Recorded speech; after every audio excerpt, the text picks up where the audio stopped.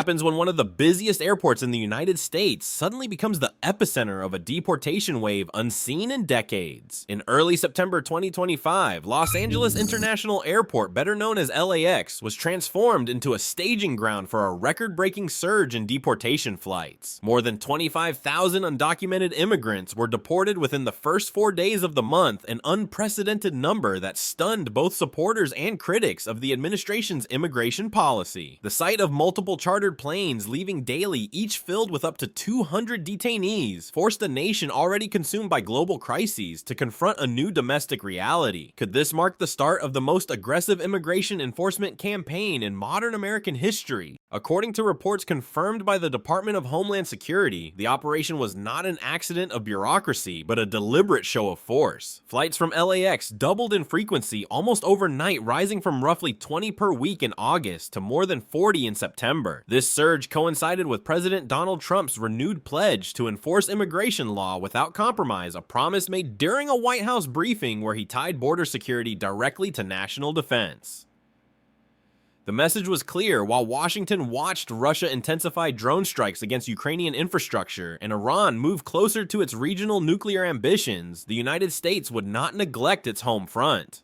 Behind the numbers lies a complex logistical reality. Analysts from BBC and Reuters noted that this sudden escalation did not emerge in isolation, but was the product of months of planning. Defense-related contracts worth more than $3.6 billion were signed to secure charter flights and transportation services. Military-style coordination was evident, with law enforcement and aviation authorities running operations reminiscent of strategic troop movements. Jane's Defense Weekly highlighted that over 600 military lawyers had been reassigned temporarily to immigration courts, accelerating hearings in a manner unseen before. The speed shocked civil liberties groups, but it demonstrated how deeply the government had embedded military-style efficiency into what was traditionally a civilian enforcement system. The images flooding social media added a new layer of intensity. Independent trackers like ICE Flightum posted videos showing detainees escorted in groups of 30 or more, hands restrained as they boarded planes under heavy guard. For supporters, these visuals were evidence that the administration was finally reclaiming control of the immigration system after years of what they described as chaos. For critics, they were scenes reminiscent of wartime deportations, sparking outrage from civil rights activists and international observers. Al Jazeera commented that the optics of the operation were likely to generate as much diplomatic backlash abroad as political tension at home. Strategically, the LAX campaign reflects a broader doctrine in the same way the United States projects strength overseas. It now projects strength domestically. The administration's framing links border security to the same national resilience needed to confront external adversaries such as Russia or China. Defense news analysts pointed out that by treating deportations with the urgency of military operations, the government is attempting to show both allies and adversaries that it possesses the organizational willpower to act decisively on any front. If the U.S. can mobilize daily deportation flights, it sends a message to NATO partners that Washington is equally prepared for rapid military deployments overseas.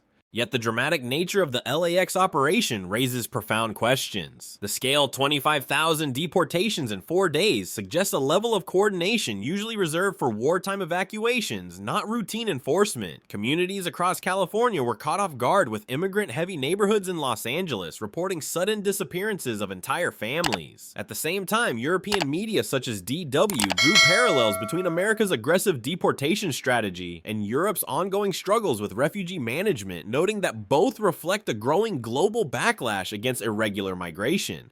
For the seasoned military observer, this moment reveals a shift in doctrine. Immigration enforcement has moved beyond law and order into the realm of strategic signaling. The United States is demonstrating that its ability to mobilize extends far beyond tanks and aircraft carriers. It includes control over domestic demographics and labor flows. In a year when Ukraine's counteroffensives, Israeli air defense systems, and China's naval buildup dominate headlines, America's deportation campaign at LAX shows that domestic security has become a battlefield in its own right.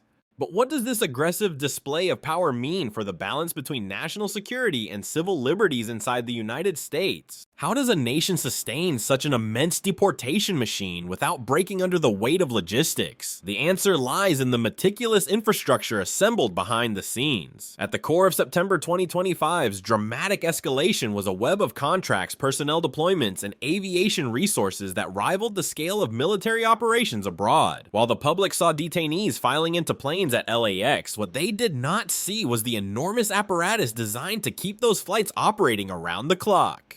The Department of Homeland Security confirmed that Immigration and Customs Enforcement (ICE) secured more than $3.6 billion in transportation and security contracts, effectively creating a shadow airlift comparable to military operations in Iraq or Afghanistan. Reuters reported that the charter airlines contracted were running as many as 9 deportation flights daily nationwide, with Los Angeles functioning as the nerve center. Each aircraft capable of carrying between 100 and 200 passengers was stripped down to prioritize security with reinforced seating and restraints for high-risk detainees. Observers compared the scale to Cold War airlifts, though this time the direction was outward expelling rather than rescuing populations. Equally important were the human resources. More than 600 military lawyers were reassigned temporarily to expedite hearings. This gave ICE the ability to process thousands of cases in a matter of weeks rather than months.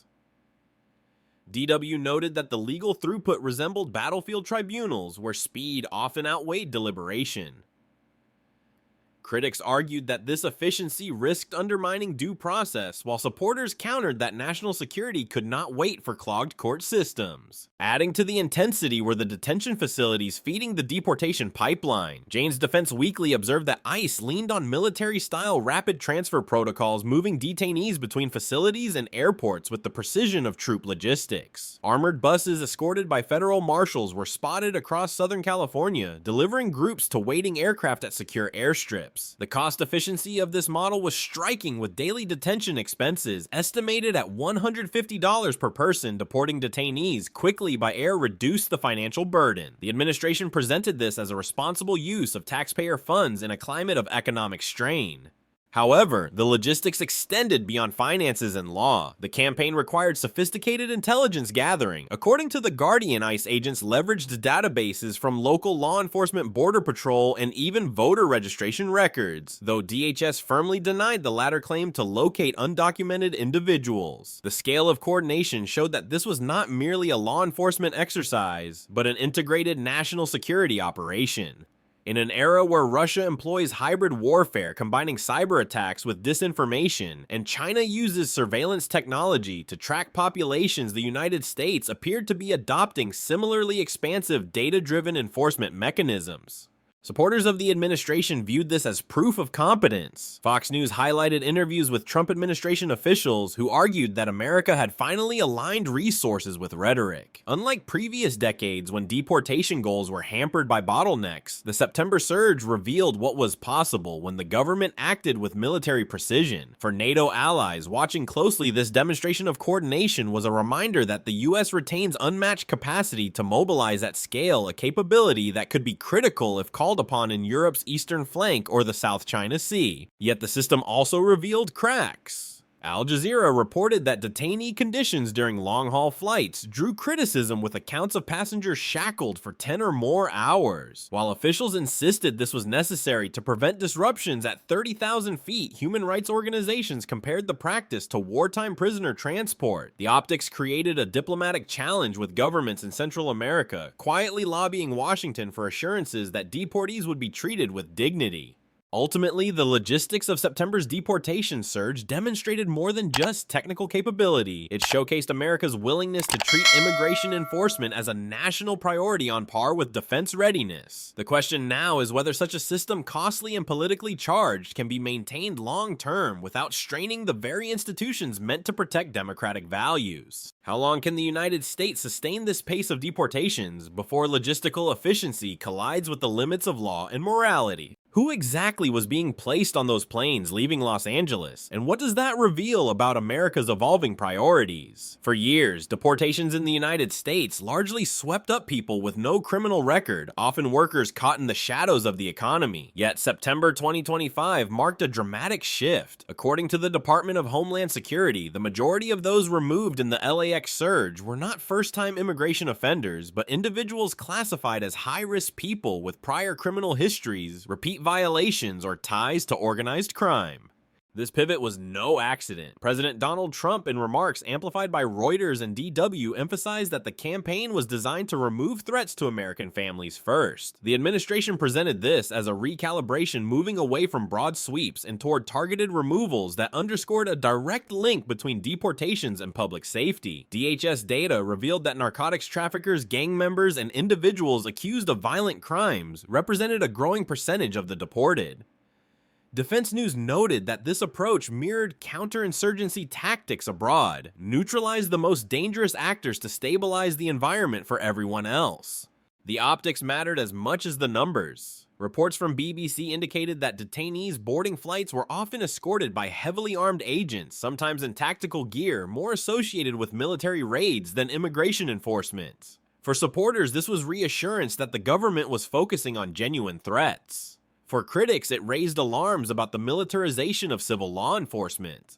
The Guardian argued that such displays risked normalizing an environment where immigration enforcement becomes indistinguishable from counterterrorism operations. Western experts weighed in on the strategic logic. Dr. Michael O'Hanlon of the Brookings Institution told Al Jazeera that targeting high-risk deportations aligns with a broader doctrine of deterrence. By prioritizing criminals and repeat offenders, the administration sought to send a message not only domestically but internationally the US would not serve as a safe haven for those who violated its laws. In an age where transnational crime networks overlap with state actors, Russia using organized crime to launder funds, Iran leveraging proxy militias, America's posture linked immigration policy directly to national security. But this focus also carried unintended consequences. In immigrant-heavy neighborhoods of Los Angeles, families reported sudden disappearances of relatives without criminal ties who were swept up in raids. Human rights lawyers argued that in the rush to prioritize high-risk cases, collateral deportations were inevitable. A study cited by DW estimated that as many as 40% of those removed in early September did not have violent criminal records, undermining claims that the operation was narrowly targeted. From a strategic perspective, however, the narrative of focusing on criminals gave the administration political cover. Supporters argued that without firm action, gangs like MS-13 or cartels with footholds in U.S. cities would exploit loopholes to entrench themselves. Defense News drew a parallel to NATO's counterterrorism operations in the Middle East. The goal was not to remove everyone, but to decapitate the networks posing the greatest threat. By applying that doctrine at home, Washington signaled consistency in its approach to both domestic and international security. Still, the reliance on broad enforcement raised a troubling question about proportionality. Al Jazeera reported a case where a young student was deported alongside her mother despite no criminal history, sparking outrage and protests outside LAX. Critics insisted such examples exposed systemic flaws, suggesting that speed and numbers were prioritized over fairness. For allies abroad, particularly in Europe, where refugee rights remain hotly debated, America's shift raised concerns about whether due process was being sacrificed for optics. The broader strategic implication is clear. The US is redefining immigration not simply as a legal issue, but as a security matter intertwined with geopolitics. Just as NATO prepares for Russian provocations in the Baltics and Israel braces for Iranian-backed attacks, America is fortifying its home front by removing those deemed most dangerous. Whether this strengthens national resilience or erodes democratic credibility remains an open question. So if the United States continues to treat immigration enforcement as a battlefield, how far will it go before the line between policing and warfare disappears? What happens to a city when thousands of its residents vanish in less than a week? Los Angeles, a metropolis built on immigrant labor, is now experiencing the shockwaves of mass deportations at a level unseen in modern history. Markets that once bustled with activity like Koreatown's shops and the fashion district's warehouses suddenly fell quiet in early September 2025. Communities where undocumented workers formed the backbone of day-to-day life were left hollowed with families torn apart and storefronts shuttered. The social and economic impact has been immediate and profound. Agriculture, construction, and service industries across California are already showing signs of strain. Reuters reported that farmers in the Central Valley lost large segments of their seasonal workforce just as the harvest season began, jeopardizing crop yields. Construction projects in Los Angeles and San Diego have slowed, with contractors struggling to replace undocumented laborers who traditionally filled physically demanding jobs. In service industries, restaurants and cleaning services reported shortages, forcing some businesses to cut hours or close entirely. Economists from The Guardian estimated that even a 2-point reduction in undocumented labor could cost California billions in lost productivity by year's end. Yet supporters of the deportation campaign counter that these hardships are temporary growing pains in restoring the rule of law. Administration officials quoted by BBC argued that the removal of undocumented laborers would create opportunities for American citizens, especially in communities with high unemployment. They cited long-term economic benefits, claiming that wages could rise for native workers once labor supply tightened. Still, the immediate shortages highlight a tension the same workers being expelled often sustained industries Americans relied on daily.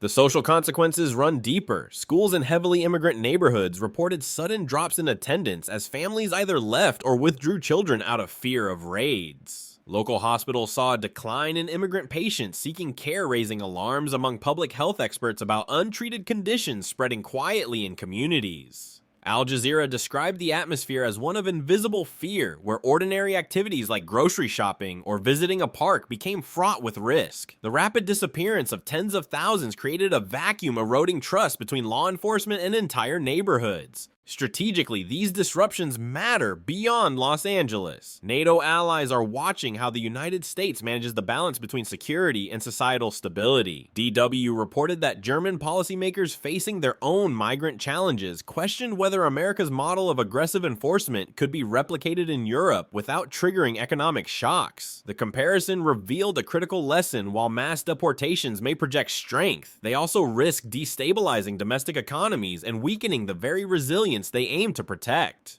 From a military analyst's perspective, this is reminiscent of counterinsurgency operations abroad. In Iraq and Afghanistan, U.S. forces often confronted the dilemma of removing hostile actors while still needing the support of the local population to sustain stability. Heavy-handed operations could temporarily secure an area, but risked alienating civilians whose cooperation was vital. The same principle applies domestically. If immigrant communities withdraw into silence and mistrust America, risk creating pockets of disengagement that undermine broader societal cohesion.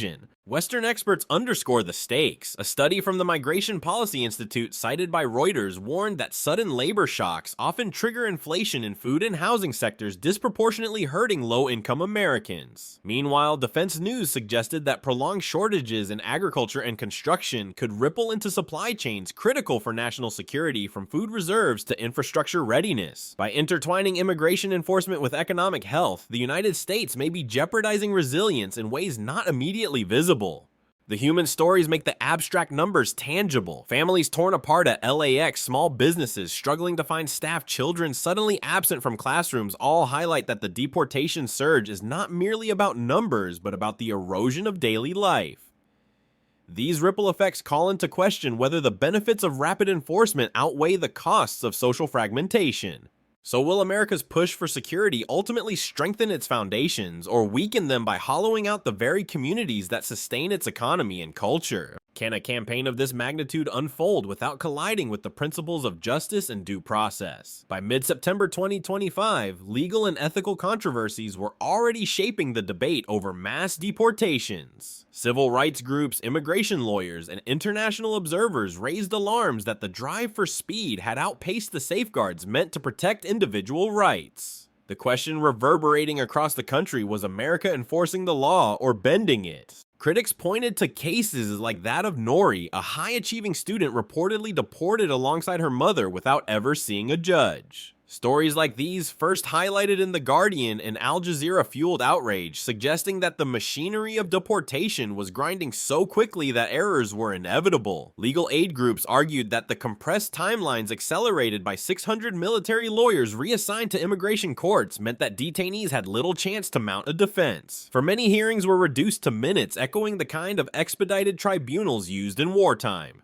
The Department of Homeland Security pushed back strongly. Officials told BBC and Fox News that all operations followed federal law and court orders, emphasizing that the focus remained on individuals with criminal records or repeated immigration violations. They argued that isolated errors did not reflect the broader system, which was designed to balance enforcement with fairness. Still, the optics were damaging. Shackled detainees boarding planes under heavy guard provided powerful imagery for activists who likened the scenes to mass expulsions in authoritarian regimes. The debate spilled into courtrooms. Lawsuits were filed in California and Texas challenging the constitutionality of rapid deportation hearings. Judges were asked to consider whether the scale of the operation compromised due process rights guaranteed under U.S. law.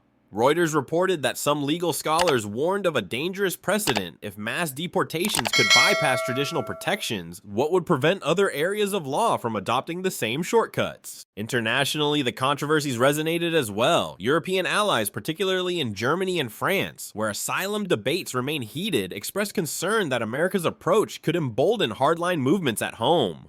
DW noted that critics in Berlin compared the deportation surge to Europe's own historical traumas, cautioning that democratic states risk undermining their moral authority when due process appears secondary to numbers. For NATO, the implications were not merely symbolic. If the United States is perceived as sacrificing principles for expediency, it could weaken its ability to rally allies under the banner of shared democratic values, especially in confrontations with authoritarian rivals like Russia or China. Western experts stressed the strategic dilemma. Dr. Fiona Hill, speaking to Reuters, argued that America's strength lies not just in military power, but in the rule of law. Undermining that principle, she warned, could erode trust both at home and abroad. At the same time, defense analysts acknowledged the administration's calculation enforcing immigration law aggressively bolsters perceptions of control, which in turn deters both illegal entry and organized crime networks. The tension is between demonstrating resolve and maintaining legitimacy. For immigrant communities, the impact was immediate. Fear of raids led many to avoid hospitals, schools, or even public spaces, creating what Al Jazeera described as islands of silence within American cities. Human rights organizations filed urgent appeals to the United Nations, arguing that mass deportations violated international norms on the treatment of migrants. Washington dismissed these claims, but the diplomatic fallout was clear. America's image as a defender of human rights was being tested in real time. The controversies highlight a fundamental paradox. America seeks to project strength both domestically and internationally through decisive action. Yet if those actions appear to erode democratic norms, the very credibility that underpins U.S. leadership within NATO and the West is at risk. This balancing act will determine not only the future of immigration enforcement, but also the resilience of America's democratic identity. So can the United States enforce its borders with uncompromising speed while still holding fast to the principles that make it a beacon for the free world? Is the United States alone in treating mass deportations as a tool of national strategy, or is this part of a wider global trend? By late September 2025, comparisons were already being drawn between America's operation at LAX and similar crackdowns abroad. South Africa deported more than 50,000 people earlier this year in a campaign that mirrored the same language of restoring order. European governments from Italy to Germany intensified their own measures against irregular migration after a surge of arrivals across the Mediterranean. These parallels show that immigration enforcement has evolved into a global battlefield where nations project strength not only with weapons, but with demographic control. For Washington, this context matters. NATO allies are watching closely, weighing whether America's model of large-scale removals could be replicated in Europe's fractured political landscape. DW reported that German policymakers remain divided. Some see the U.S. as a model of decisive action, while others warn of economic disruption and civil unrest. In France, politicians across the spectrum cited America's LAX operation as evidence that Western democracies are hardening their stance. The Guardian, however, cautioned that the optics of shackled detainees undermine the very values that distinguish democratic states from authoritarian rivals. Strategically, America's deportation surge intersects with its broader global posture. While U.S. forces continue supporting Ukraine with weapons and intelligence, while Israel prepares for escalations with Iran, and while tensions with China over Taiwan simmer, the Trump administration has signaled that domestic security is inseparable from global credibility. Defense news analysts argue that if the U.S. demonstrates it it can sustain 9 deportation flights a day. It shows allies and adversaries alike that Washington can mobilize large-scale logistics on short notice, an ability that translates directly into military readiness. NATO generals quietly view this as reassurance of America's capacity for rapid deployment. Yet the long-term outlook is fraught with challenges. Sustaining such an operation requires billions annually, thousands of personnel, and unrelenting political will. Al Jazeera questioned whether the US public would tolerate the economic side effects, labor shortages, higher food prices, and community disruptions over time. Critics also worry that the drive for efficiency will normalize exceptions to due process, eroding democratic institutions in ways that adversaries like Russia or China will exploit in propaganda wars. The Kremlin has already highlighted America's deportations as evidence of Western hypocrisy, while Beijing frames them as proof that US human rights rhetoric is selective. From a seasoned military analyst perspective, the deportation surge at LAX is less about immigration than about state power. Just as armies measure strength in divisions and fleets, governments measure resolve in their ability to act decisively on domestic threats. America is flexing that muscle now, signaling to both allies and adversaries that it has the organizational capacity to enforce its laws at scale. But history warns of the risks overstretched moral compromise and blowback at home and abroad. The future will hinge on whether Washington can transform this show of strength into sustainable policy without eroding the democratic foundations that make it credible. If it succeeds, the US will have redefined domestic enforcement as a pillar of national strategy. If it fails, the short-term gains of September 2025 may leave behind fractured communities and diminished moral authority. So the question remains, will this aggressive campaign stand as proof of America's resilience, or will it be remembered as the moment when power outpaced principle?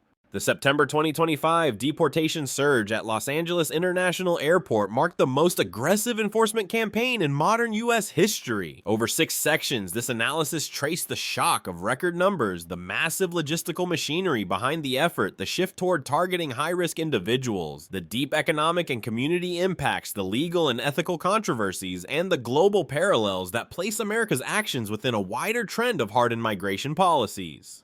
The narrative revealed a central tension while the Trump administration projected strength by mobilizing billions in resources and thousands of personnel. The speed and scale raised serious questions about fairness, economic fallout, and America's democratic identity. Western experts warned that undermining due process could weaken US credibility within NATO and the West, even as the operation showcased America's unmatched logistical power.